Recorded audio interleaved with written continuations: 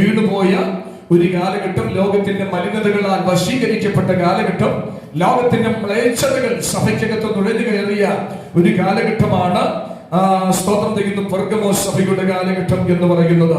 മാത്രമല്ല അടുത്തത് തുയഥൈര്യ സഭ. തുയഥൈര്യ എന്ന് പറയുമ്പോൾ ബലി കർമ്മ ആസക്തയായ സഭ എന്നാണ് അതിന് നൽകിയിരിക്കുന്ന ആശയം. ബലി കർമ്മങ്ങളിലൂടെ സ്തോത്രം ചെയ്യുന്നു, ആചാരങ്ങളിലൂടെ അനുഷ്ഠാനങ്ങളിലൂടെ ഒക്കെ ഉള്ള പ്രവർത്തനങ്ങൾ ആ കാലഘട്ടത്തിലാണ് ദൈവസഭയ്ക്കകത്ത് ഇന്നത്തെ ക്രൈസ്തവ സഭയിൽ നാമധേയ ചില പട്ടത്വമായ പ്രമുഖ സഭകളിൽ കാണപ്പെടുന്ന ചില ആചാരങ്ങളൊക്കെ ആ തുയഥൈര്യ സഭയുടെ കാലഘട്ടത്തിലാണ്. അഥവാ AD 606 മുതൽ 1520 വരെയുള്ള കാലഘട്ടങ്ങളിലാണ് ഏറ്റവും കൂടുതൽ അനീതിയും അഴിമതിയും അരാജകത്വവും വിഗ്രഹാരാധനകളും ഒക്കെ ദൈവസഭയ്ക്കകത്ത് നുഴഞ്ഞു കയറുവാൻ ഇടയായത് എന്ന് നമുക്ക് മനസ്സിലാക്കുവാൻ കഴിയുന്നുണ്ട്. തുടർന്ന് ഇങ്ങോട്ട് പഠിക്കുമ്പോൾ സന്ധിസഭയുടെ കാലഘട്ടമാണ്. ആ സന്ധിസഭയുടെ കാലഘട്ടത്തിലാണ് നവീകരണം നടക്കുന്നത്. നമുക്കറിയാം, മാർട്ടിൻ ലൂതറിനെ പോലുള്ള സ്തോത്രം ചെയ്യുന്നു ദൈവത്താൽ ഉപയോഗിക്കപ്പെട്ട ഭക്തശിരോമണികളുടെ കാലഘട്ടങ്ങളിൽ വലിയ നവോത്ഥാനങ്ങൾ, നവീകരണങ്ങൾ, റിനൈസൻസ് ഒക്കെ ആ കാലഘട്ടങ്ങളിലാണ് നടക്കുവാൻ ഇടയായത്. ആ സഭയുടെ കാലഘട്ടം 1520 മുതൽ 1750 വരെയുള്ള ഒരു കാലഘട്ടമാണെന്ന് നമുക്ക് ഗ്രഹിക്കാനായി കഴിയുന്നുണ്ട്.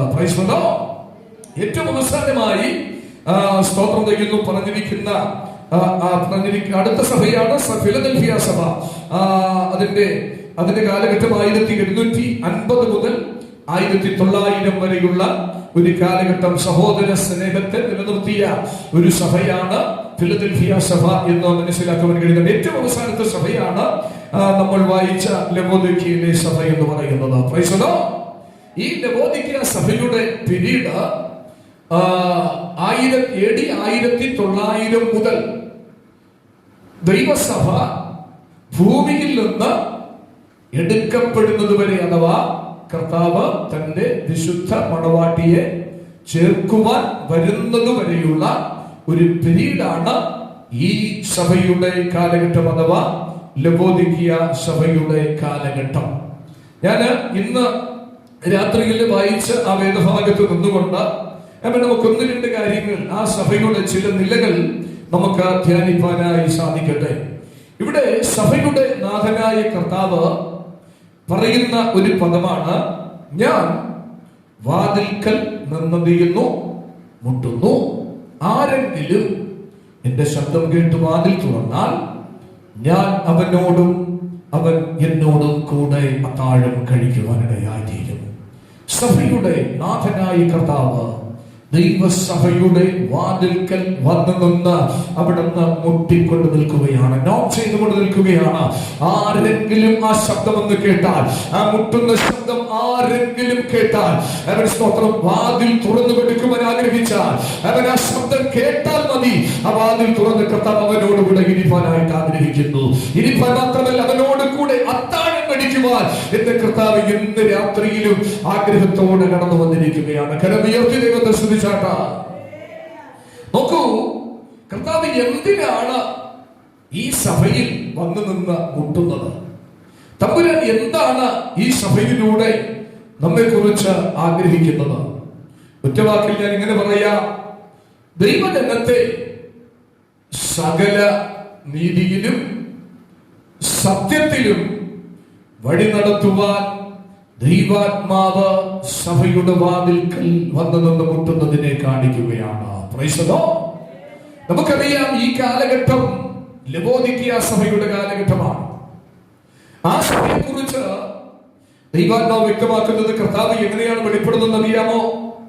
വിശ്വസ്തനും സത്യവാനും ദൈവസൃഷ്ടിയുടെ ആരംഭവുമായ ആമേൻ എന്നുള്ളവൻ എന്ന് പറഞ്ഞുകൊണ്ടാണ് ദൈവപുത്രൻ തന്നെത്താൻ ആ നിലയിൽ ആമേൻ എന്ന് വെളിപ്പെടുത്തിക്കൊണ്ടാണ് ഈ സഭയ്ക്ക് ദൂത് നൽകുവാനായിട്ട് ഇടയാവുന്നത്. ഈ സഭയ്ക്ക് കർത്താവ് ദൂത് നൽകുമ്പോൾ പ്രാരംഭത്തിൽ പറയുന്നുണ്ട്, നിന്റെ പ്രവൃത്തി ഞാൻ എന്ത് ചെയ്യുന്നു? അറിയുന്നു. നല്ല പ്രവൃത്തികൾ അറിയുന്നുണ്ട്, തീയ പ്രവൃത്തികളും അറിയുന്നുണ്ട്. വളരെ വ്യക്തമായി തമ്പുരാൻ തന്റെ അഗ്നി നേത്ര നയനങ്ങൾ കൊണ്ട് സഭയെ വീക്ഷിക്കുമ്പോൾ നമ്മുടെ അകത്തും പുറത്തും ദൈവമുള്ള എല്ലാ പ്രവർത്തനങ്ങളും വളരെ വ്യക്തമായി തമ്പുരാൻ അറിയുന്നു എന്നാണ് വ്യക്തമാക്കുന്നത്. മാത്രമല്ല, അതിന്റെ അടുത്ത ഭാഗത്തിൽ പറയുന്നുണ്ട്, ഈ സഭ പലതിലും കുറ്റം കൊള്ളുന്ന ഒരു സഭയായി.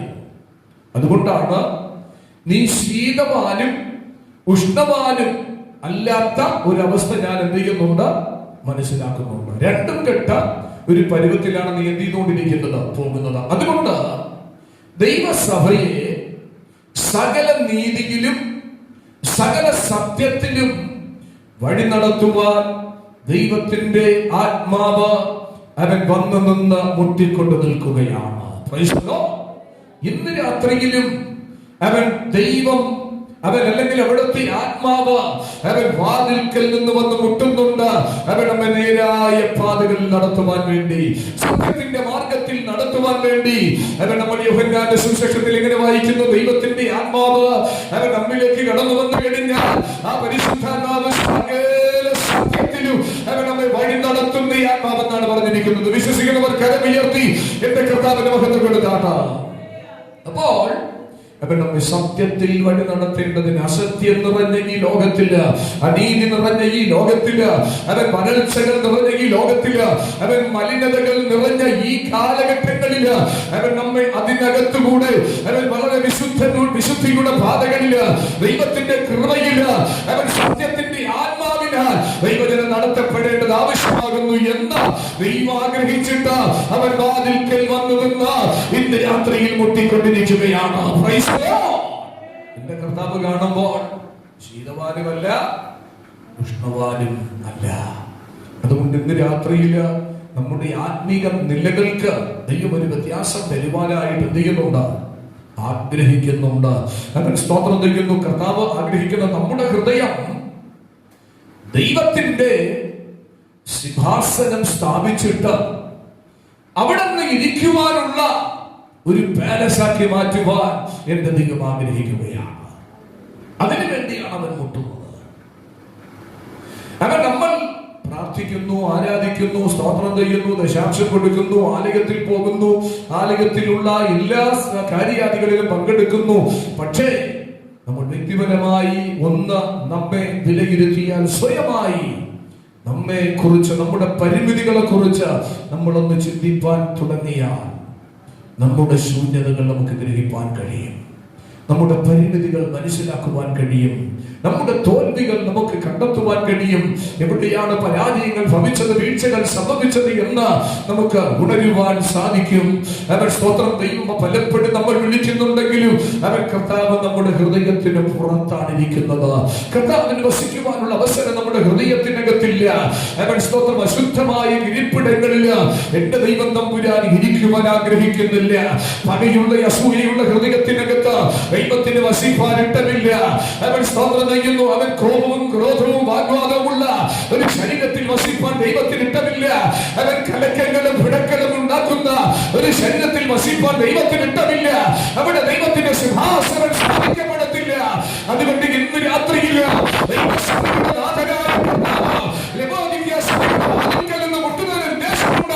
ആ സഭയ്ക്കകത്ത് ആത്മീയമായ മണ്ഡലം സംഭവിച്ചിരിക്കുകയാണ്. ആ സഭയ്ക്കകത്ത് അതിനകത്തിരുന്ന് വാഴുവാൻ എന്റെ ദൈവം ആഗ്രഹിക്കുന്നുണ്ട്. കരമുയർത്തി എന്റെ കർത്താവിന് മഹത്വം കൊടുത്താട്ടെ. ഇന്ന് രാത്രിയിൽ നമ്മുടെ വ്യക്തിപരമായ ജീവിതങ്ങളിൽ കർത്താവ് തന്റെ സിംഹാസനം കൊണ്ടുപോകാൻ ആഗ്രഹിക്കുന്നു. അതുകൊണ്ട് നമ്മുടെ ജീവിതങ്ങളെ അവൻ അവിടുത്തെ സിംഹാസനത്തിൽ ഇടേണ്ടതിന് അവൻ നമുക്കറിയാം. രാജാക്കന്മാരുടെ പുസ്തകത്തിൽ നമ്മൾ വായിക്കുന്നുണ്ട്, എലീശ ദൈവത്തിന്റെ പുരുഷനെന്ന് മനസ്സിലാക്കിയിട്ട് ആ ശൂന്യങ്കാരത്തി അവളുടെ വീടോട് ചേർത്ത് ഒരു മാളിക മുറി പണിതു. ആർക്കു വേണ്ടി? അതുവഴി പോയ ദൈവദാസനെ സൽക്കരിക്കുന്നതിന് വേണ്ടി ആ വീട് പണിതിട്ട് അവൾ എന്താ ചെയ്തത്? അതിനകത്ത് ഒരു കട്ടിലിട്ടു, ഒരു മേശയിട്ടു, ഒരു നൽക്കാലിയിട്ടു, ഒരു വിളക്ക് വെച്ചു. അവൻ ആ പ്രവാചകൻ അതുവഴി കടന്നു പോകുമ്പോൾ അദ്ദേഹം ഇവിടെ കയറിയിരിക്കണമെന്നും വിശ്രമിക്കണമെന്നും പ്രാർത്ഥിക്കണമെന്നും ഒക്കെ ആഗ്രഹിച്ചിട്ടാണ് അങ്ങനെ ഒരു സെപ്പറേറ്റഡ് ആയ ഒരു മുറി അവൻ വേർതിരിക്കുവാനായിട്ടിടയായത്.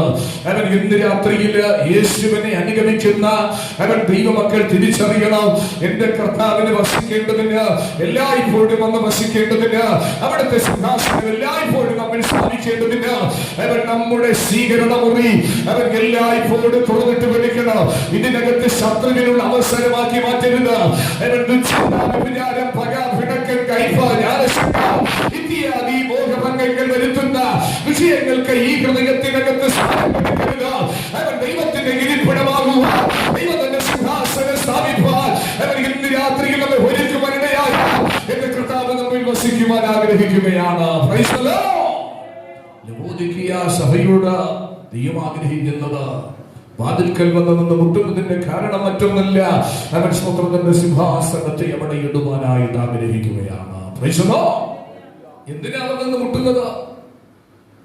സഭ ജീവന്റെ ഉറവയിൽ നിന്ന് കുടിക്കണം എന്നതിന് വേണ്ടിയല്ല, അവർ രക്ഷിക്കപ്പെടണം എന്ന ഒരു നിലയുമല്ല, മറിച്ച് ഇപ്പോഴത്തെ ആത്മീക നിലയ്ക്ക് ഒരു നവോത്ഥാനം ഉണ്ടാകണം. Price the Lord. ഒരു നവീകരണം ഉണ്ടാകണം. മന്ദതകൾ മാറണം, അലസതകൾ മാറണം, ഇരുമനസ് മാറണം. അവൻ സ്വതന്ത്ര അത്തരത്തിലുള്ള ചില ചെയ്തികളും ചില പ്രവൃത്തികളും അവരിൽ രൂഢമൂലമായിരിക്കുന്നത് കൊണ്ട് അവയെല്ലാം അവരിൽ നിന്ന് മാറ്റപ്പെട്ട് കർത്താവ് വസിക്കുന്ന ഒരു അനുഭവമാക്കി അവർ തീർക്കപ്പെടണമെന്നുള്ളതാണ്. Praise the Lord. അവൻ ഇന്ന് രാത്രിയിലും കർത്താവ് പറയുന്ന, പൗലോസ് പറയുന്ന ഒരു പദമുണ്ട്, അവൻ ദൈവത്തിന്റെ മന്ദിരം നശിപ്പിക്കുന്നവനെ ദൈവം നശിപ്പിക്കും. അവൻ ദൈവത്തിന്റെ മന്ദിരം നമ്മൾ ഓരോരുത്തരുമാണ്. ആ മന്ദിരത്തിൽ എന്റെ കർത്താവ് വസിക്കുവാനായിട്ട് ആഗ്രഹിക്കുന്നു. ആ മന്ദിരത്തെ നാം സ്വയമായി നശിപ്പിച്ച് കളയരുത്. അവൻ ഇന്ന് രാത്രിയിൽ അവൻ സ്തോത്രം ചെയ്യുന്ന ഈ ഹൃദയം അവൻ എന്റെ കർത്താവിന് വേണ്ടി തുറന്നു കൊടുക്കണം. അവൻ വാതിൽക്കൽ വന്നു നിന്ന് അവൻ ഇന്ന് രാത്രിയിൽ മുട്ടിക്കൊണ്ടിരിക്കുകയാണ്. അവൻ മറ്റൊന്നല്ല, നമ്മുടെ അവൻ സ്തോത്രം ദൈവത്തിന്റെ ആസ്ഥാനമാണ് നമ്മുടെ ശരീരം എന്ന് പറയുന്നത്. ദൈവത്തിന്റെ ഇരിപ്പിടമാണ് നമ്മുടെ ശരീരം എന്ന് പറയുന്നത്. ഇതിനകത്ത് മറ്റുള്ള യാതൊരു ചെയ്തികൾക്കും പ്രവൃത്തികൾക്കും അവൻ നമ്മൾ സ്ഥാനം കൊടുക്കുവാൻ പാടുള്ളതല്ല എന്നത്രേ കർത്താവ് നമ്മെ ഇതിലൂടെ പഠിപ്പിക്കുന്നത്. Price the Lord. 3, അവൻ ഈ ലോകത്തോട് ദൈവസഭ എന്ത് ചെയ്തിരിക്കുന്നു? അനുരൂപപ്പെട്ട് കഴിഞ്ഞു. അതുകൊണ്ടാണ് നമ്മളോട് വായിക്കുന്നത്, ശീതവാനുമല്ല ഉഷ്ണവാനുമല്ല, ശീതവാനോ അല്ലെങ്കിൽ ഉഷ്ണവാനോ ആയിരുന്നു എങ്കിൽ കൊള്ളായിരുന്നു എന്നാണ് പറഞ്ഞിരിക്കുന്നത്. നോക്കണം, ഇപ്പോൾ ഒരു വല്ലാത്ത അവസ്ഥ ദൈവസഭയിൽ നേരിട്ട് കൊണ്ടിരിക്കുകയാണ്. അതുകൊണ്ട് ഈ അവസ്ഥ അവരിലേക്ക് വന്നപ്പോ അവർ ലോകമയത്വത്തിലേക്ക് കുറേശ്ശെ വീഴുവാൻ തുടങ്ങി. അവരുടെ ആത്മീക മൂല്യങ്ങൾ നഷ്ടപ്പെടുവാൻ തുടങ്ങി. അവർ പ്രാപിച്ച ദൈവത്തിന്റെ വിളി അവർ മറന്നു. അവരെ കുറിച്ചുള്ള ദൈവത്തിന്റെ തിരഞ്ഞെടുപ്പ് അവർ തള്ളിക്കളഞ്ഞു. അവർ സ്വയമായി ചിന്തിച്ച ഏതോ ചിലതൊക്കെ തിരഞ്ഞെടുത്തിട്ട് ലോകത്തിന്റെ സമ്മർദ്ദങ്ങൾക്ക് വിധേയപ്പെട്ട് അവർ പരാജിതരായി ഭവിക്കുവാനായിട്ട് ആരംഭിച്ചു. ആ സമയത്തിലാണ് കർത്താവ് വന്നത്. സഭയുടെ വാതിൽക്കൽ നിന്ന് മുട്ടിയത്, നീ ഒന്ന് തുറന്നു തന്നാൽ അവൻ നീ ലോകത്തോട് അനുരൂപപ്പെട്ടുകൊണ്ടിരിക്കുന്ന അനുഭവത്തിൽ നിന്ന് അവൻ സ്തോത്രം അതിന്റെ വിടവുകളൊക്കെ നികത്തി അവൻ പ്രയോജനമുള്ളതാക്കി തീർക്കുവാൻ എനിക്ക് പദ്ധതി ഉണ്ടെന്നാണ് എന്റെ കർത്താവ് ദൈവസഭയോട് പറയുന്നത്. കരമുയർത്തി ദൈവത്തെ സ്തുതിച്ചാട്ട. ഇന്ന് രാത്രിയിലും അവൻ കൂടെ ശാസനകൾ കേട്ടിട്ടും പലപ്പോഴും ശാഠ്യം കാണിച്ചുകൊണ്ട് നമ്മുടേതായ സ്വയമായ താല്പര്യങ്ങൾക്കനുസരിച്ച് അവൻ ദൈവവചനത്തിൽ പറയുന്നത് അനുസരിക്കാതെ അവൻ നേരായി നടത്തുന്ന അവൻ ശുശ്രൂഷകർ പറയുന്നത് അംഗീകരിക്കാതെ, അവൻ നമ്മുടെ മാതാപിതാക്കൾ പറയുന്നത് അനുസരിക്കാതെ, നമ്മുടെ ഗുരുക്കന്മാർ പറയുന്നത് അനുസരിക്കാതെ നമ്മൾ ഇങ്ങനെ തന്നെ മുൻപോട്ട് പോയി കഴിഞ്ഞാൽ അവൻ സ്തോത്രം ചെയ്യുന്നു, ദൈവത്തിൻ്റെതായിരിക്കുന്ന വാഗ്ദത്തം പ്രാപിപ്പാൻ കഴിയത്തില്ല, ദൈവിക അനുഗ്രഹങ്ങൾ അവകാശമാക്കുവാൻ കഴിയത്തില്ല, ദൈവം തന്റെ സിംഹാസനം നമ്മിൽ ഇടത്തില്ല, ദൈവം നമ്മിൽ വസിക്കത്തുമില്ല. ഈ ലോകത്തിന്റെ സമ്മർദ്ദങ്ങൾക്ക് വിധേയപ്പെട്ട അവൻ നമ്മുടെ തകർന്ന് തരിപ്പണമായി പോകുവാൻ ഇടയായി തീരൂ. അതുകൊണ്ട് അത് സംഭവിക്കാതിരിക്കുവാൻ നമ്മൾ ഭയപ്പെടണമെന്നാണ് ഇന്ന് രാത്രിയിൽ പരിശുദ്ധാത്മാവ് ദൈവസഭയോട് പറയുന്നത്. Praise the Lord. ലോകമയത്വത്തിന് അനുരൂപപ്പെട്ടുകൊണ്ടിരിക്കുന്ന ദൈവസഭ ആ മയത്വത്തിൽ നിന്നും പുറത്തു കൊണ്ടുവരുവാൻ വേണ്ടി എന്റെ കർത്തവാതിൽക്കൽ വന്നു നിന്ന് മുട്ടിക്കൊണ്ട് നിൽക്കുകയാണ്. Praise God. പൗലോസ് പറയുന്നത് പോലെ ഈ ലോകത്തിന് അനുരൂപരാകാതെ നന്മയും പൂർണ്ണതയുമുള്ള ദൈവത്തിന്റെ ഹിതം തിരിച്ചറിഞ്ഞ് മനസ്സുമുതുക്കി രൂപാന്തരം പ്രാപിക്കണം എന്നതാണ് ദൈവത്തിന് നമ്മെ കുറിച്ചുള്ള, തന്റെ സഭയെ കുറിച്ചുള്ള ഇഷ്ടം എന്ന് നമുക്ക് മനസ്സിലാക്കുവാൻ കഴിയും. അവൻ ലോകത്ത് മയത്വങ്ങൾക്ക് വിധേയപ്പെടുന്നോറും അവൻ നമ്മുടെ ഷാർപ്നെസ് കുറയുവാനിടയായി തീരും, ആത്മീയ മൂല്യം നഷ്ടപ്പെടുവാനിടയായി തീരും. അവൻ ദൈവത്തിന് നമ്മെ ഉപയോഗിക്കുവാൻ കഴിയത്തില്ല, അവൻ പ്രയോജനമുള്ളവരായി തീരുവാൻ സാധിക്കത്തില്ല. അവൻ ദൈവത്താൽ നമ്മൾ പ്രയോജനപ്പെടണമോ, ദൈവത്താൽ നമ്മൾ ഉപയോഗിക്കപ്പെടണമോ, അവൻ നമ്മൾ മൂർച്ചയുള്ള ആയുധങ്ങളായി മാറ്റപ്പെടണമോ, അവൻ ദൈവത്തിന്റെ കരങ്ങളിലേക്ക് എടുക്കണം. എങ്കിൽ അവൻ കരങ്ങളിൽ എടുക്കും, അവൻ നമ്മെ ഉപയോഗിക്കുവാനായിട്ട് ആരംഭിക്കും. Price the Lord. ലോകമയത്വത്തിൽ നിന്നും പുറത്തു കൊണ്ടുവരുവാൻ വേണ്ടി ദൈവസഭയുടെ വാതിൽക്കൽ നിന്ന് എന്റെ രക്ഷകൻ ഇന്ന് രാത്രിയിലും മുട്ടിക്കൊണ്ടിരിക്കുന്ന രംഗമാണ് അവൻ നമുക്ക് ഇവിടെ കാണുവാനായി കഴിയുന്നത്. കരമുയർത്തി സ്തോത്രം ചെയ്താട്ട്. ആ വായിച്ച ഭാഗത്ത് ഒരു ചിത്രം കൂടെയുണ്ട്. സഭ രണ്ട് തോണിയിൽ എത്തിയിരിക്കുന്നു, കാലെടുത്ത് വച്ചിരിക്കുന്നു. ശീതവാനുമല്ല, ഉഷ്ണവാനുമല്ല. ആ ഒരു അവസ്ഥ ദൈവസഭ നേരിട്ടുകൊണ്ടിരിക്കുകയാണ്.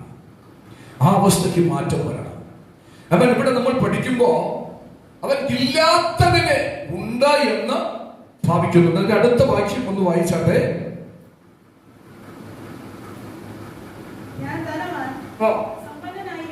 ഞാൻ ധനവാൻ, ഞാൻ സമ്പന്നൻ, എനിക്ക് ഒന്നിനും മുട്ടില്ല എന്ന് പറയുന്നുണ്ട്. നോക്കണം, ഈ സഭ പറയുകയാണ്, ഇവിടെയുള്ള വിശ്വാസികൾ പറയുകയാണ്, ഞാൻ ധനവാനാണ്, ഞാൻ സമ്പന്നനാണ്, എനിക്ക് ഒന്നിനും എന്തില്ല, ഒരു കുറവും ഇല്ല.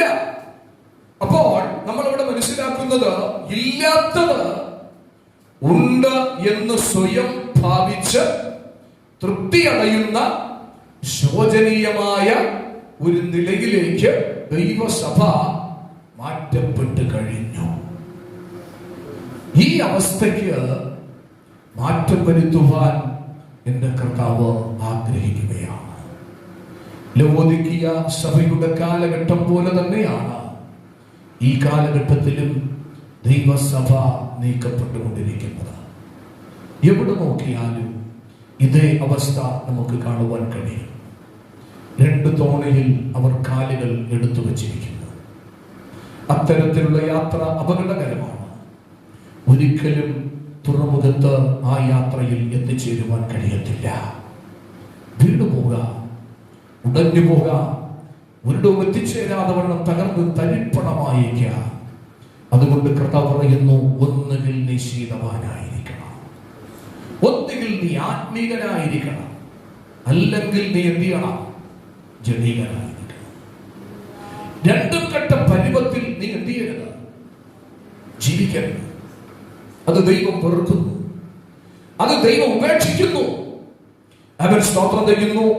ഇവിടെയും വേണം അവിടെയും വേണം എന്ന നിലപാട് നമുക്ക് യോജിച്ചതല്ല. അവൻ ദൈവം തമ്പുരാൻ നമ്മെ നിർത്തുവാൻ ആഗ്രഹിക്കുന്ന സ്ഥലത്ത് ആ ദൈവത്തിന്റെ നിർണയം മനസ്സിലാക്കി ദൈവം നമ്മെ ആക്കുന്ന ഇടത്ത് നിന്ന് അവൻ നമുക്ക് ദൈവകരങ്ങളിൽ ഏൽപ്പിച്ച് പ്രവർത്തിപ്പാൻ കഴിഞ്ഞാൽ ദൈവം നമ്മെ അവിടെ വളർത്തുവാനായിട്ട് തയ്യാറായി. Price the Lord. ഒന്നുകിൽ ശീതവാനായിരിക്കണം, അല്ലെങ്കിൽ ഉഷ്ണവാനായിരിക്കണം. രണ്ടും വേണം എന്ന ചിന്ത. എനിക്ക് അല്പം സൗഖ്യം വേണം, ആ പെന്തക്കോസ്ത് പള്ളിയിൽ പോകുന്നത് കൊണ്ട് എനിക്ക് വിടുതലുണ്ടാകും, അല്ലെങ്കിൽ സൗഖ്യമുണ്ടാകും, അല്പം നന്മ കിട്ടും. അപ്പൊ ഈ നിലപാട് നമുക്ക് എന്ത് ചെയ്യണം, മാറ്റപ്പെടണം.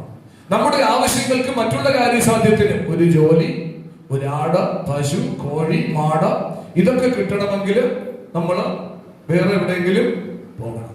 അതാണ് ഈ സഭയെ കുറിച്ച് പഠിപ്പിക്കുന്ന രണ്ടും കെട്ട പരുവം. ശീതവാനുമല്ല, ഉഷ്ണവാനുമല്ല. നമ്മൾ അവിടെ ചെന്ന് നോക്കിയാൽ അവിടെ അവന്റെ തല കാണാം, ഇവിടെ വന്ന് നോക്കിയാൽ ഇവിടെയും അവന്റെ തല ഉയർന്നിരിക്കുന്നത് കാണാം. അപ്പോൾ ഈ അവസ്ഥ ദൈവം എന്ത് ചെയ്യുന്നുണ്ട്? വെറുക്കുന്നുണ്ട്. അതുകൊണ്ട് ഈ അവസ്ഥയ്ക്ക് മാറ്റം വരുത്തുവാൻ ദൈവം ആഗ്രഹിക്കുന്നുണ്ട്. ഈ അവസ്ഥയ്ക്ക് മാറ്റം വരുത്തിയിട്ട് അവൻ കർത്താവ് അവരോടുകൂടെ സർവ്വത വസിക്കുവാനായിട്ടാണ് എന്റെ കർത്താവ് ആഗ്രഹിക്കുന്നത്. അതുകൊണ്ടാണ് കർത്താവ് വാതിൽക്കൽ വന്നതെന്ന് മുട്ടുന്നത്. വാതിൽ നിങ്ങൾ ആരെങ്കിലും തുറന്നു കൊടുത്താൽ, ഈ ശബ്ദം കേട്ടിട്ട് എന്റെ കർത്താവ് നിങ്ങളുടെ വീട്ടിൽ വരുവാൻ ആഗ്രഹിക്കുന്നു, നിങ്ങളുടെ ജീവിതത്തിൽ വരുവാൻ ആഗ്രഹിക്കുന്നു, നിങ്ങളുടെ തൊഴിലിൽ വരുവാൻ ആഗ്രഹിക്കുന്നു, നിങ്ങൾ ചെയ്യുന്ന പ്രവർത്തനങ്ങളിൽ വരുവാൻ ദൈവം ആഗ്രഹിക്കുന്നു.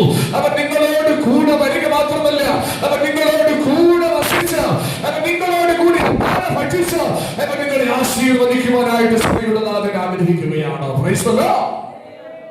അവനിവിടെ ഇല്ലാത്തതിനെ ഉണ്ടെന്ന് സ്വയമായി ഭാവിച്ച് അവർ തൃപ്തി അടയുകയും തന്നിമിത്തം ശോചനീയമായ ഒരവസ്ഥയിലേക്ക് അവർ പതിച്ചുകൊണ്ടിരിക്കുകയും ചെയ്യുന്ന ഒരു കാഴ്ചയാണ് നമുക്ക് ഇവിടെ ദർശിപ്പാൻ കഴിയുന്നത്.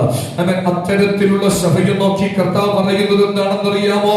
അവൻ സ്തോത്രം, നീ സമ്പന്നനെന്നും അവൻ നീ ധനവാനെന്നും ഒക്കെ നീ സ്വയം പ്രഖ്യാപിച്ചു കൊണ്ടിരിക്കുമ്പോൾ, സ്വയം നീ നിന്നെ കുറിച്ച് തന്നെ സാക്ഷ്യപ്പെടുത്തുമ്പോൾ, എന്റെ കർത്താവ് പറയുകയാണ്, അവൻ സ്തോത്രം, നീ നിർഭാഗ്യവാനാണ്, നീ അനിഷ്ടനാണ്, നീ ദരിദ്രനാണ്, നീ കുരുടനാണ് എന്നാണ് സഭയെ സാക്ഷ്യപ്പെടുത്തുന്നത്.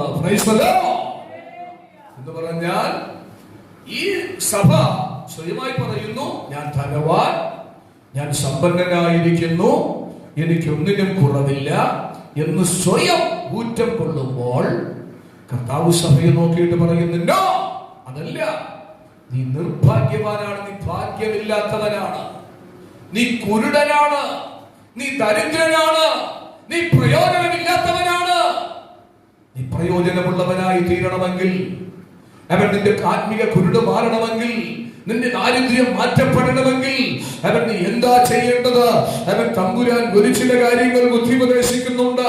അവൻ സ്തോത്രം ചെയ്യുന്നു, നീ സമ്പന്നനാകേണ്ടതിന് തീയിൽ ഊതിക്കടിച്ച പൊന്നും നിന്റെ നഗ്നതയുടെ ലജ്ജ വെളിവാകാതെ വണ്ണം ധരിക്കേണ്ടതിന് വെള്ളപ്പും അവൻ നിനക്ക് കാഴ്ച ലഭിക്കേണ്ടതിന് കണ്ണിലെത്തുവാൻ നീ വിലക്ക് വാങ്ങേണ്ടിയിരിക്കുന്നു. കരമുയർത്തി ദൈവത്തിന് സ്തോത്രം ചെയ്യട്ടെ.